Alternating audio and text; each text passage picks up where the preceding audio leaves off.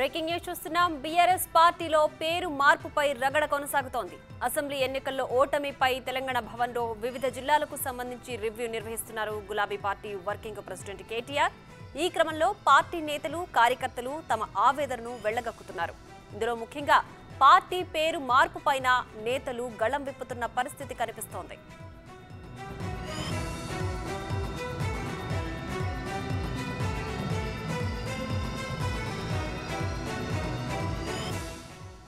ఈ రోజు మక్తల్ నియోజకవర్గంలో ఓటమిపై మాజీ మంత్రి కేటీఆర్ సమక్షంలో రివ్యూ జరిగింది. ఈ మీటింగ్ లో మక్తల్కు చెందిన ఓ మహిళ తన ఆవేదన వ్యక్తం చేసింది. పుట్టింది ముదిరాజు కులంలో, సచ్చేది టీఆర్ఎస్ లోనే అని వ్యాఖ్యానించింది. అయితే మధ్యలో కలగజేసుకున్న కేటీఆర్ మనది బీఆర్ఎస్ పార్టీ అని క్లారిటీ ఇచ్చే ప్రయత్నం చేశారు. కానీ బీఆర్ఎస్ టు టీఆర్ఎస్ గా మార్చితేనే భవిష్యత్తు ఉంటుందని ఆ మహిళ సమాధానం ఇవ్వడం చర్చనీయాంశంగా మారింది. అయితే పేరు మార్పుపై ఆలోచిద్దామని వర్కింగ్ ప్రెసిడెంట్ కేటీఆర్ చెప్పడం కొసమెరుపు.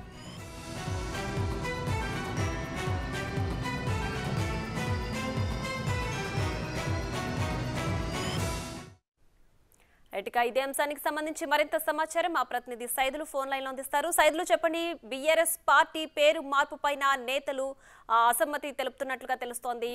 పూర్తి డీటెయిల్స్ ఏంటి?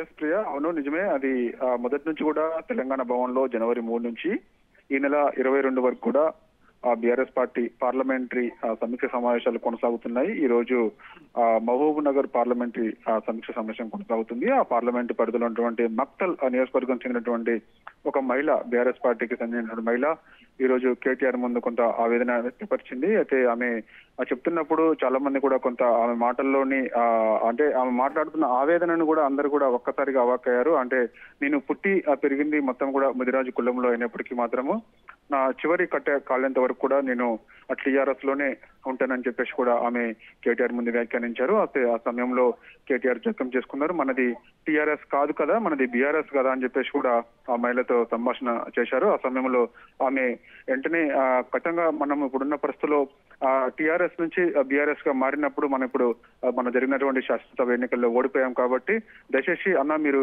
పార్టీ మార్పు పేరు మాత్రం మీరు కేసీఆర్ గారి ముందు ఉంచాల్సిందే అని చెప్పేసి కూడా ఆమె మహిళ కేటీఆర్ వ్యాఖ్యానించారు. అంటే బీఆర్ఎస్ అని మళ్ళీ తిరిగి టీఆర్ఎస్ గా పేరు మార్చితే తప్ప లేకపోతే మనకి పార్టీ మనుగడ ఉండదు. ఎందుకంటే చాలా మంది కార్యకర్తలు కూడా మీతో చెప్పుకోలేకపోతున్నారు. కాకపోతే ఈ పార్లమెంటరీ సమీక్ష సమావేశాల్లో మాకు మాట్లాడే అవకాశం మీరు కల్పిస్తున్నారు, సంతోషం. కానీ ఇక నుంచి సరే మా యొక్క వ్యాఖ్యలు ఏదైతున్నాయో అవన్నీ కూడా పరిణలోకి తీసుకోవాలి. మేము చెప్తున్న సూచనలు అన్నీ కూడా పరిణలోకి తీసుకోవాలి.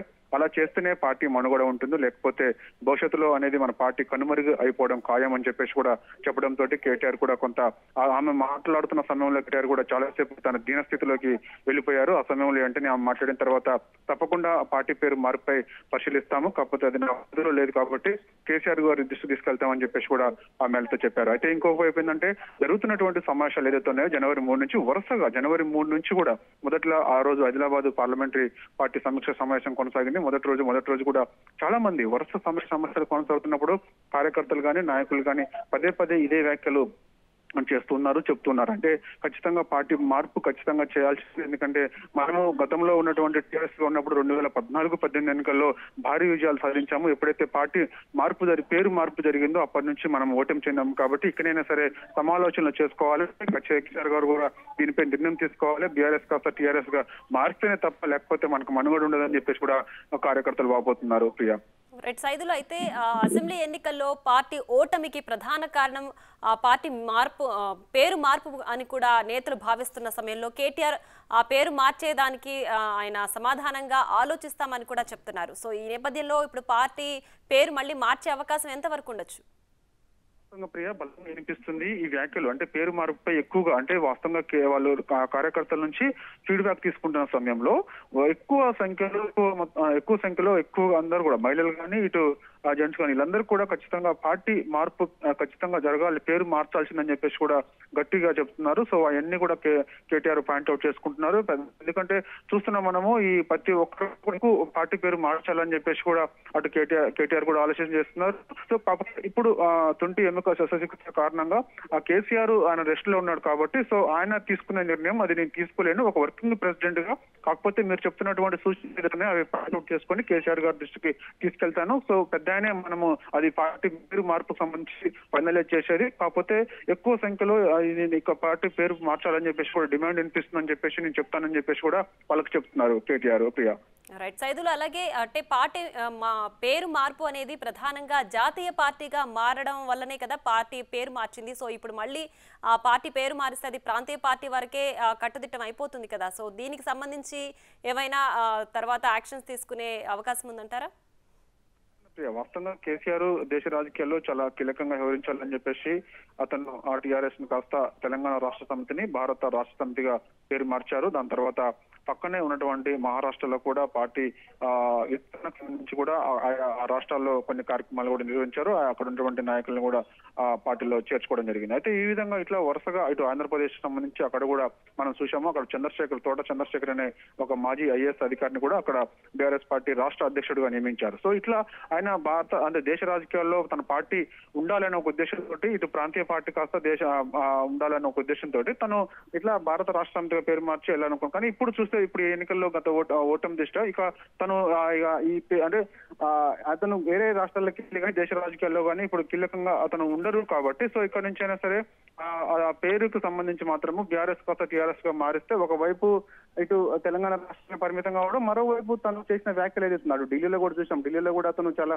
కీలకంగా వ్యవహరిస్తాను, బీఆర్ఎస్ గా పార్టీ మాకు ఇప్పుడు అన్ని రాష్ట్రాల్లో కూడా విస్తరిస్తాను, మొదటగా ఇప్పుడు ఆంధ్రప్రదేశ్ అటు మహారాష్ట్ర ఎన్నికల్లో కూడా మేము పోటీ చేస్తామని చెప్పడం జరిగింది. కాకపోతే ఇప్పుడు తీసుకున్న నిర్ణయం ఏదైతే ఉందో ఆ నిర్ణయం ఇక రాష్ట్రానికే పరిమితం అవుతుందని చెప్పేసి కూడా అందరూ భావిస్తున్నారు. చూడాలి మరి, ఎందుకంటే కేసీఆర్ వాస్తవంగా తన నిర్ణయం అనేది ఎవరికి కూడా ఎవరి మాట కూడా తను వినడు కాబట్టి.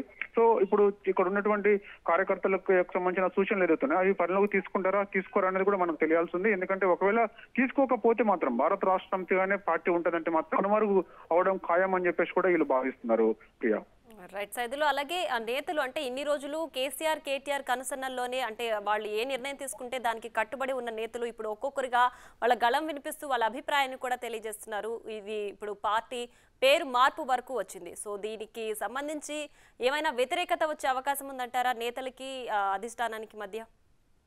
ప్రియా, తప్పకుండా. ఎందుకంటే మొన్నటి వరకు కూడా ఈ నేతల అభిప్రాయాలు ఎప్పుడు కూడా వాళ్ళు తీసుకోలేదు. ఏంటంటే మొదటి నుంచి కూడా కేసీఆర్ చెప్పిందే వేదం అన్నట్టుగా కొనసాగినటువంటి బీఆర్ఎస్ పార్టీ ఓటమి తర్వాత కొన్ని తప్పిదాల వల్ల మనం ఎందుకు అంటే కొన్ని తప్పిదాల వల్ల ఓటమి చేస్తామని చెప్పేసి కూడా భావించిన నేపథ్యంలో వరుసగా అటు కార్యకర్తల నుంచి ఇటు నాయకుల నుంచి, అంటే నాయకులు అంటే జెడ్పీటీసీలు, ఎంపీటీసీలు కానీ, జిల్లా అధ్యక్షులు కానీ, ఈ విధంగా వాళ్ళ యొక్క సలహాలు సూచనలు తీసుకుందాం అని చెప్పేసి కూడా. ఎందుకంటే చూసాం మనము కేసీఆర్ నిర్ణయం ఏకగ్రీవంగా తీసుకున్న నిర్ణయం ఏదైతే ఉందో అతను ఎమ్మెల్యేకి సంబంధించి సిట్టింగ్ ఎమ్మెల్యేలకు అందరికీ కూడా టికెట్లు కేటాయించారు కాబట్టి, సో ఆ సిట్టింగ్ ఎమ్మెల్యేలు అందరూ కూడా ఓటమి పాలయ్యారు. అంటే కొంత మార్పు చేసినప్పటికీ కొన్ని చోట్ల అవి మాత్రం కొన్ని గెలుచుకున్నాయి. ఉదాహరణ చూసుకున్నట్టు మాత్రం మచ్చంపేట చివరి నిమిషంలో అబ్రహం మార్చారు. అంటే వాస్తవంగా అతను మొదటి నుంచి కూడా అతనిపై వ్యతిరేకత ఉన్నప్పటికీ చివరి నిమిషంలో మార్చిన తర్వాత అక్కడ మహబూబ్ నగర్ పార్లమెంట్ పరిధిలో ఉన్నటువంటి అచ్చంపేట, సో అక్కడ మనకి బీఆర్ఎస్ పార్టీ ఒక కొత్తగా వచ్చినటువంటి విజయుడు అనే క్యాండిడేట్ అక్కడ గెలవడం జరిగింది. సో ఈ విధంగా చూసుకునేటప్పుడు వాస్తవంగా ఈయన తీసుకున్న నిర్ణయాలకు సంబంధించి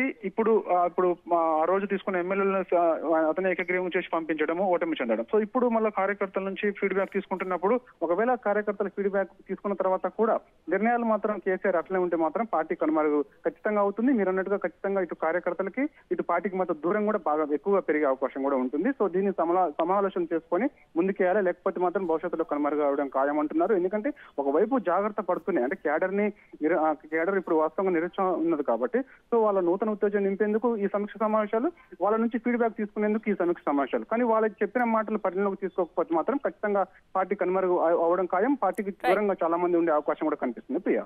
right Saidulu, thanks for the updates.